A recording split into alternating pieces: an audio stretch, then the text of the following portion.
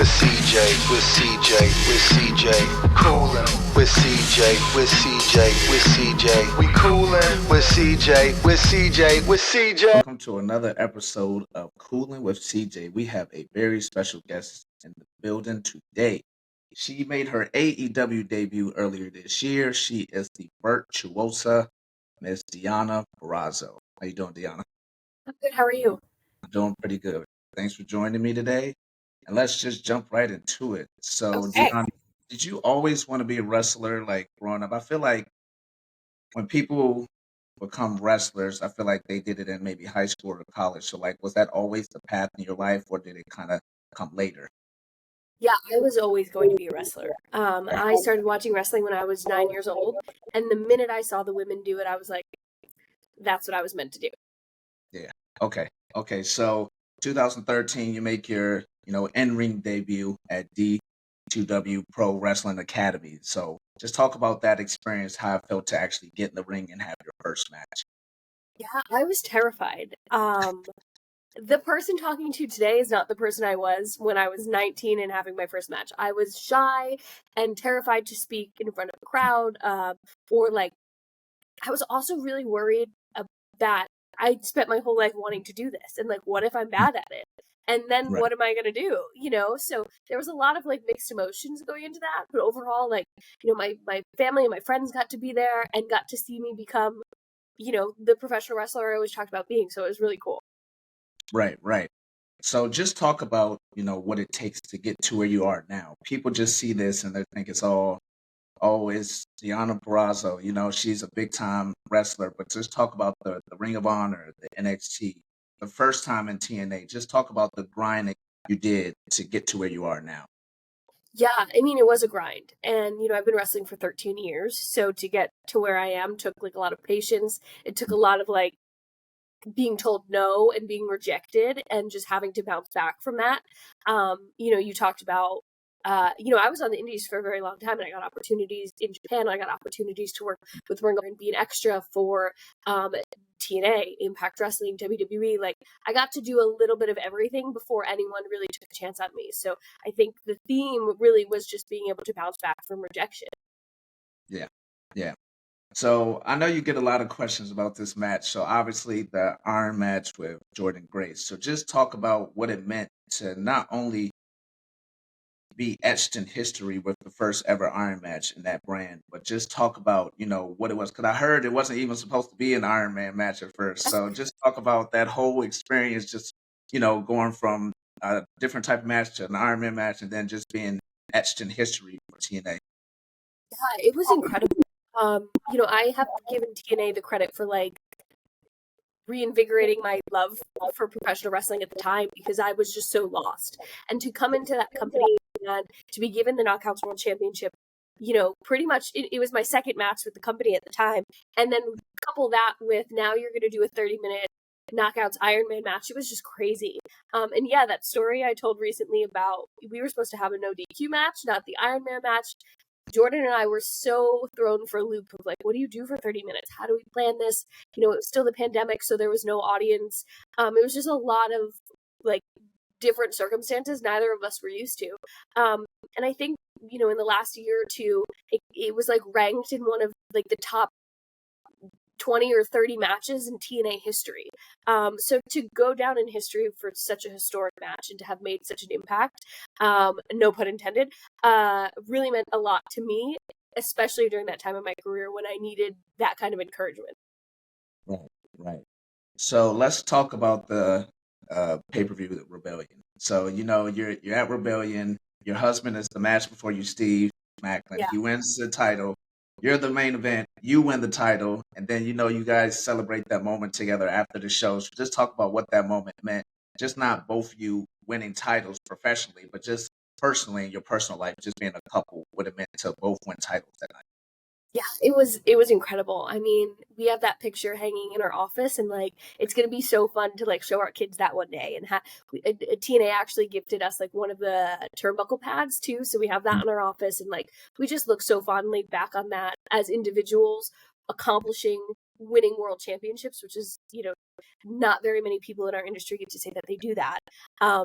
for me, it was my third Knockouts World Championship. But for Steve, I think when he gets to tell his journey and things that he's had to go through, the trials and the tribulations, when he gets to make that known to the world, they're going to understand why that was so much more special for him, because he never had that opportunity before. And he was like, finally getting what we all set foot in his business to do, become the world champion. So I think as his wife, knowing how he was going to feel accomplishing that, having done it myself so many times there before, I felt so much pride and so much emotions for him, and that's what made it special for me. You know, I had been to the top before, I had got to main event pay-per-views before, but he was finally getting to do that too.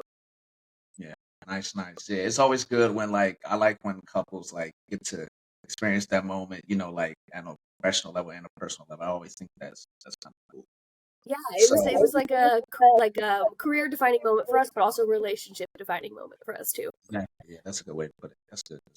So, all right, January 3rd of this year, you make your AEW debut. So are you nervous going into this? Because obviously you've been, like you said, you've been wrestling for a while now, 13 years. So it's just like, okay, this is something I've been doing my whole life, but it's, on a bigger platform.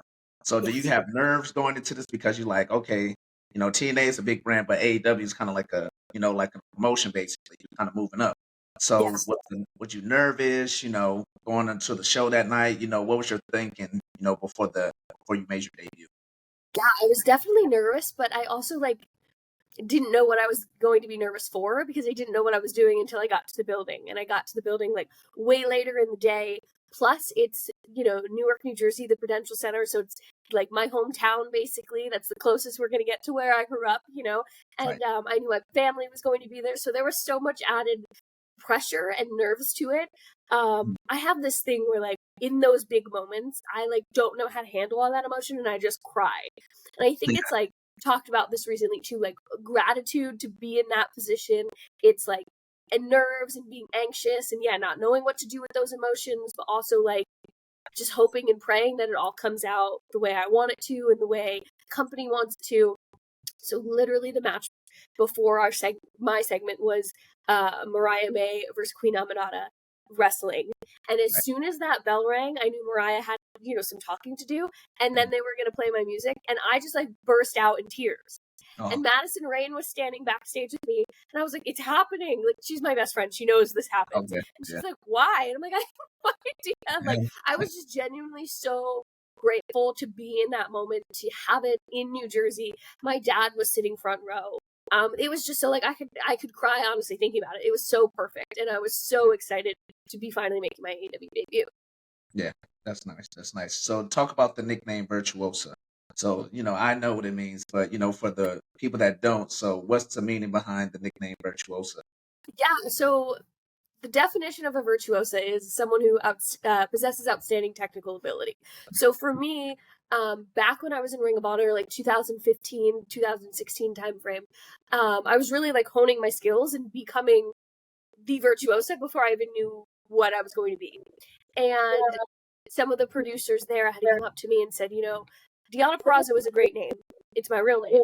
But you need a nickname. We need to call you something. And I just wanted something that was feminine, but also would relate to my wrestling style, which is quite technical. But I didn't want to be called the technician or mechanic or something like that. So I did some research and found, an Italian word that loosely translates to the same thing. But I was able to take virtuosa and, give it a life of its own. So a lot of times it's used in reference to a pianist or a violinist in music. But I think that wrestling is an art, and I think that what we do it can be considered an art form. So I use that in terms of what my music sounds like. It's an orchestra. There's all these different instruments coming together. What I wear all throughout my career since I've been the virtuosa has been heavily inspired by different historical time periods and fashion trends. So I've just tried to draw real life inspiration from things that I like in my real life, but also, my heritage and the meaning of the word virtuosa. Nice. Well, as the Virtuosa, so exactly 2 months from your debut at Revolution, you challenged for the AEW Women's World Championship against the timeless Tony Storm. So Yes. what was that like? You're a newbie, you're 2 months in, and then they come to you and say, hey, you're going to challenge for the world title. You're like, okay. So what was it like just being so quickly thrown into a championship match, 2 months in. Yeah, it was crazy because, like I said, I didn't know what I was coming in to do. I didn't expect anything, and I definitely didn't have like, this is what I need to do if I'm coming there. I was just like, this is where I want to be. So you tell me what you need from me, and I'm going to put myself in whatever role that is. And so to be given that opportunity to make such a huge statement, to go after Timeless Tony Storm for the AEW Women's World Championship right away was like, oh, you have a lot of confidence in me, and that made me feel really good. And then Revolution, Sting's last match, his retirement. We're in North Carolina. Like, there was like the most people I've ever wrestled in front of in that arena. So it was a lot of pressure. And unfortunately, I came up short thanks to Mariah May, who had her hand in costing me that match. But I think that I was just getting my feet wet. I'm just getting started. Even now, I'm only, just 11 months into my career here, and I have so much more work to do, but that set a really great foundation for me. Yeah. So let's talk about, one of the biggest things in those 11 months while you've been here. So we got to talk about you with Thunder Rosa. So what has that done for you, on a professional level, just having that feud with, one of the biggest wrestlers on that roster, just having a feud with her? What has it done for you to advance your career, in AEW? Yeah, well, I think that's showing I'm versatile, right? I like the Fujiwara armbar. I like, a cross arm breaker. I like, technical wrestling, right? And that's what I've based my entire moveset around. But to show the AEW audience, and then also, our management, the office, the people who might have only known me for my technical wrestling behind the scenes, that you throw me in the deep end, I'm going to make it work. We did a lumberjack match. We did a no DQ match. We did a first ever, I think, in a major wrestling promotion, women's Texas bull rope match. Like, we made history. And it's all outside of like my realm of being comfortable. So I think that for me, it really defined me as like, you can put me in any situation and I'm going to thrive. And that's what I take away from that. Yeah. So this might be an obvious question, but what's one thing you want to accomplish in AEW? I know it's kind of early, but what's one thing? Yeah, well, I challenged for the championship right away. It didn't happen, but I have plenty of time to make that happen.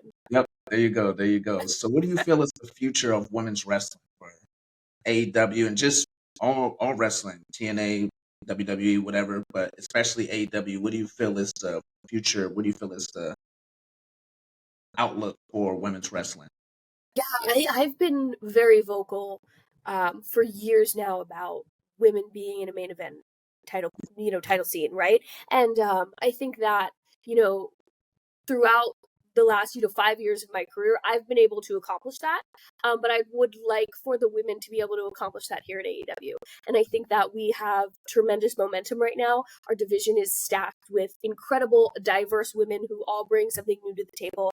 And we have Mariah May and Mercedes Moné at the top of that right now.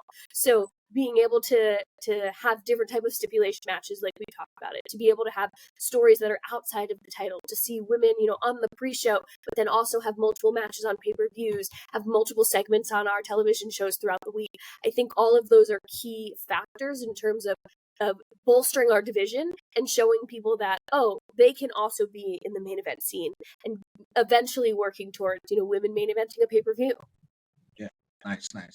Okay, Deonna, so this is the part in the segment where we do something called Fast Five. So if you're familiar with the show, Family Feud, at the end, they kind of have like the questions where they have their time, they have to answer the questions really quickly. So this is not exactly time, but it's just some quick questions. So I just ask a question, you just give me an answer, then we go to the next one. It's 5. All right. All right? Okay. Ready? Yes. So what is your favorite song? And this can be current or past. Ooh, favorite song. The first one that came to mind is Tim McGraw, is the new one. It's called Standing Room Only. Okay. Yep. Okay. So what's your favorite city that you travel to? Ooh, in the US, Savannah, Georgia is one of my favorite places in the world. In the world, Tokyo, Japan. Okay, so that was my next one. Favorite country. So Tokyo, Japan. Gave me a 2. That worked. Okay, so I know you're big on social media. IG or TikTok? IG. IG. I'm trying to be TikToker. Me too. That's too new for me. Yeah, I'm trying to get into it just for branding wise, but it's like, Yeah, Very but hard. and then the last one, who is your favorite wrestler of all time? Of all time, women's wrestler, I would say Trish Stratus. Okay, nice, nice. Okay, all right. So I see on Instagram you do a lot of workouts. I just started working out in the new year. That was my New Year's Oh, awesome. Good for resolution. you. So I've just started getting to it, but I probably with you, I'll probably pass out in probably the first 20, 30 minutes. So how intense are your workouts and like how long are they? Do you do different, you know, body parts each day? Do you work out different body parts each day? Do you full body workouts every day? So how intense are your workouts? Yeah, so the videos that you're talking about are on my Instagram, and I've been working with Cesar Bononi. He has me on a nutrition plan and then a workout plan. And so the videos, I go to his house typically every Monday, and we do a workout. And sometimes it depends, what he wants to put me through. We've seen a lot of cardio lately, and we see really heavy leg days. But yeah, he breaks it up into two different leg days a week. I think I have two cardio days, and then I have like a back and arm/shoulder day, just like upper body day.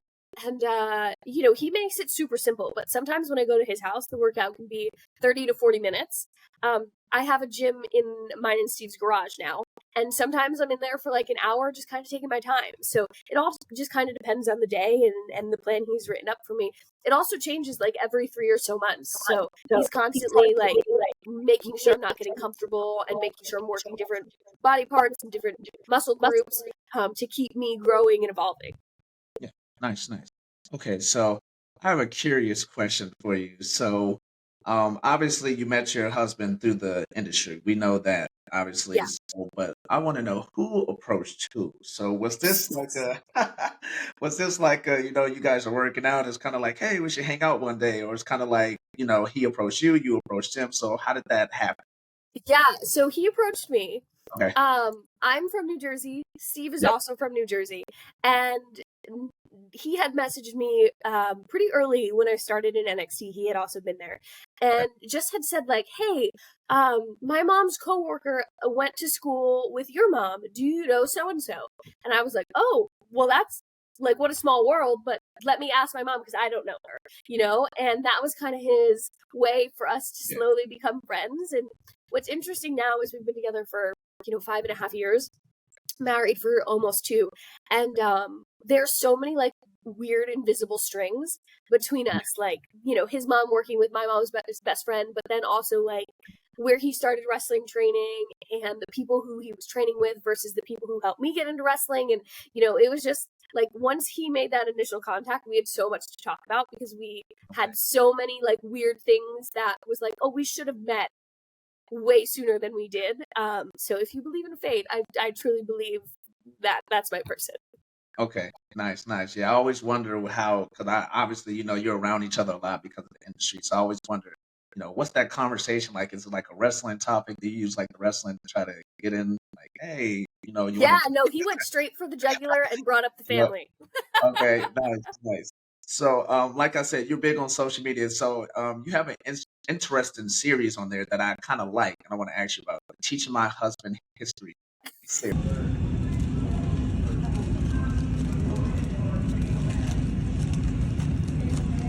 Good morning. Good morning, sweetheart. What year did the Berlin Wall fall?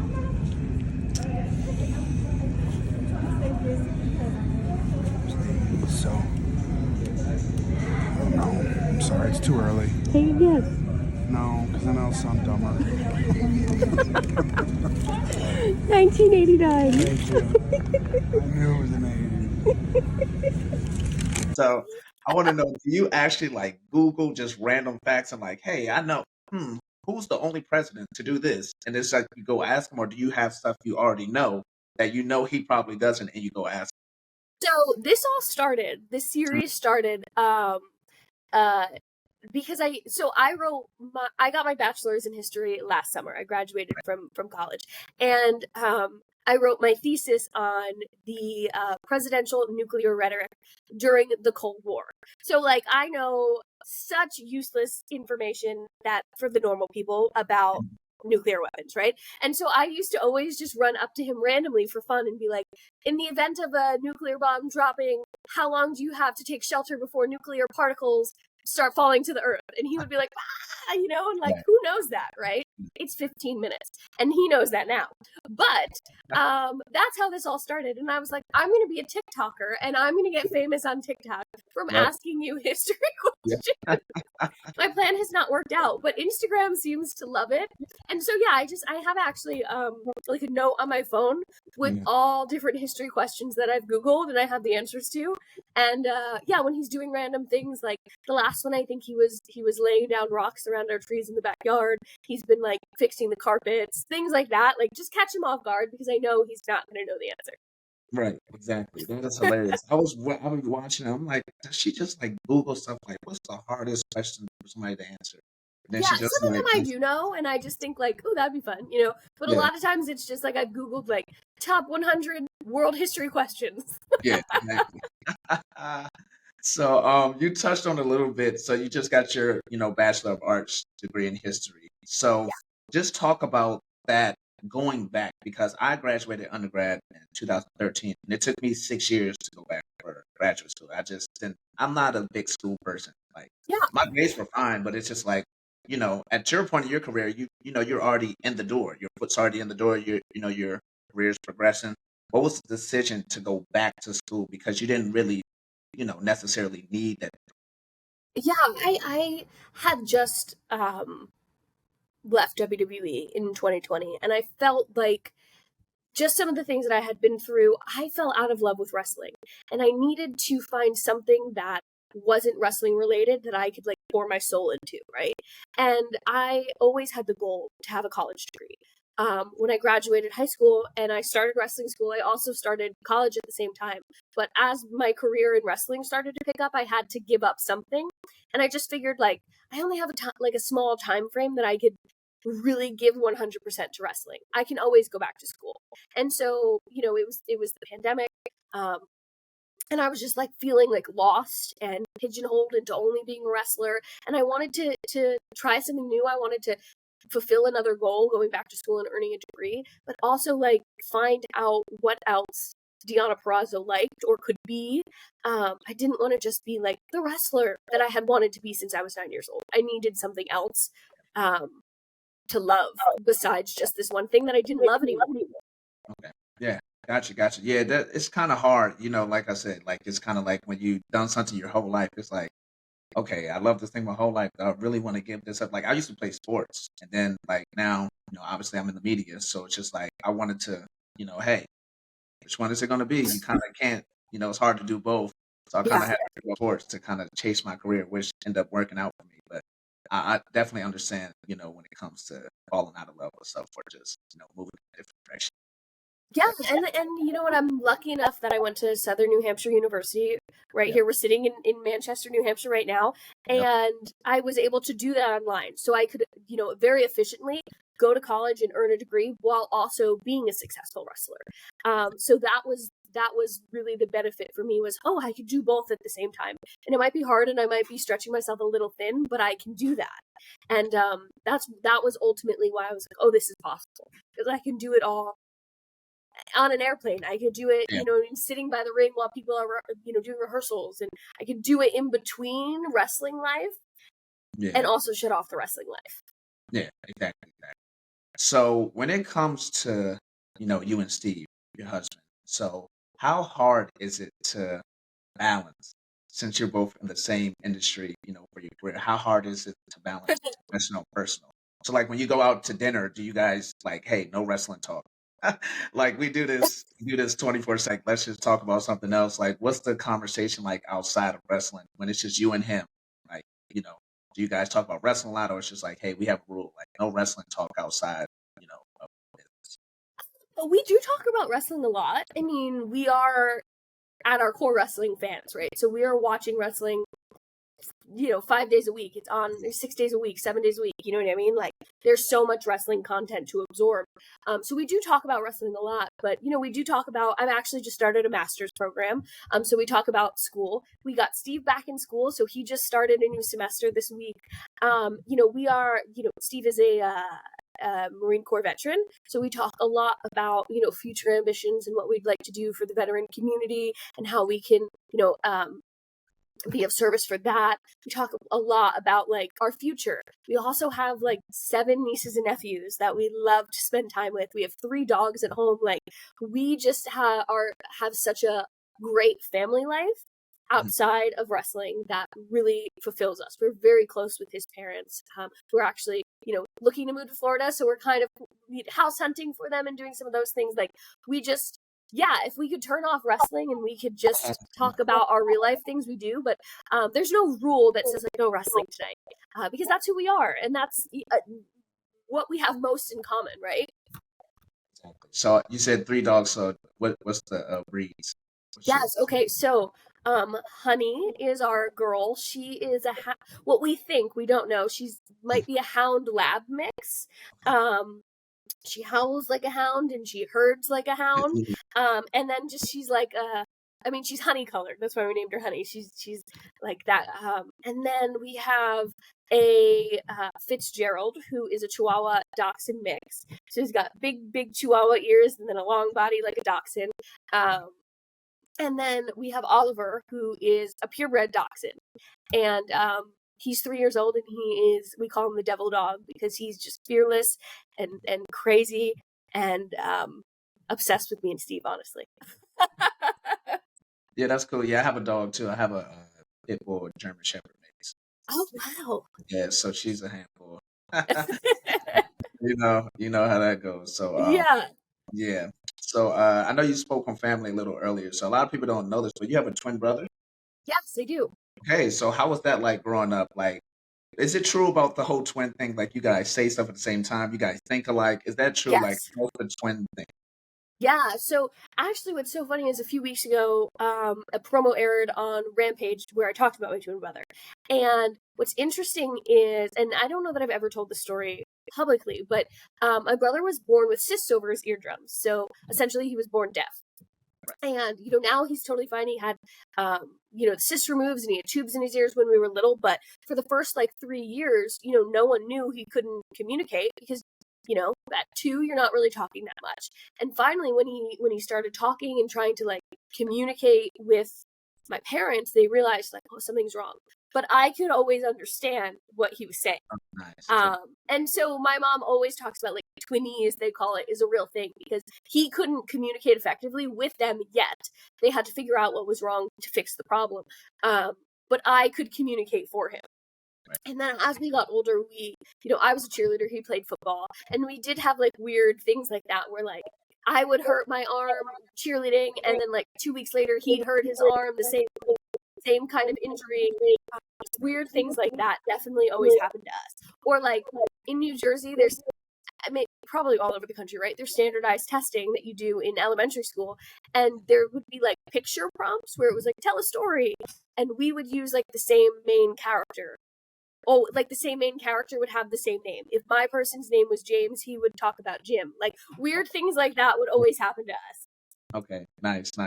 Okay, so you brought it up. I heard you say cheerleader. So I noticed on Instagram you had a picture of a Cowboys cheerleader, then you had a New England Patriots outfit. So are you a football fan? Are you a cheerleader fan? Is did you want to be a cheerleader if wrestling didn't work out? So what's the story behind that? Okay, so I was a cheerleader all growing up, Okay. from age maybe it was 6 through 18. When I graduated high school, I stopped cheering.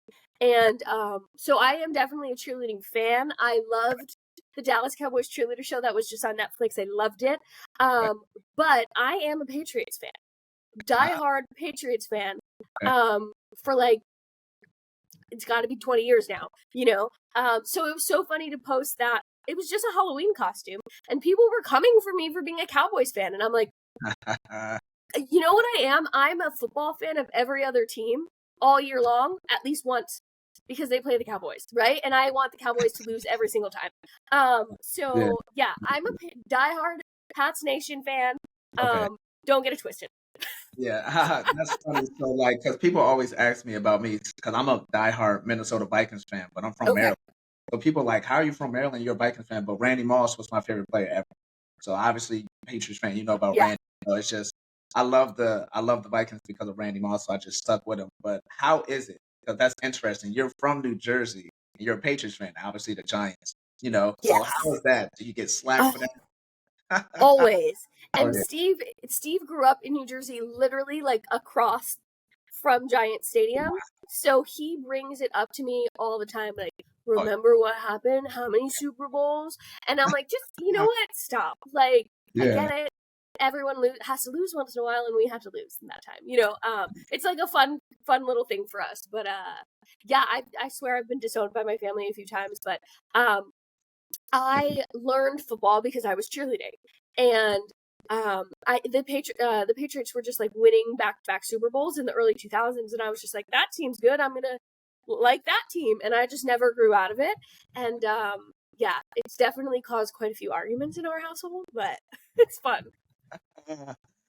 All right. So, Deonna, I want to appreciate you for coming on here and talking with me. And shout out your social media, Instagram, TikTok. I don't know if you use X, Twitter. So just shout out so people can follow you. Yeah, everyone can follow me on Instagram and on, I still call it Twitter, at Deonna Purrazzo. Yep. All right, Deonna, appreciate you taking the time out to speak with me. Thanks so much for having me. We coolin' with CJ, with CJ, with CJ. Bringing the real.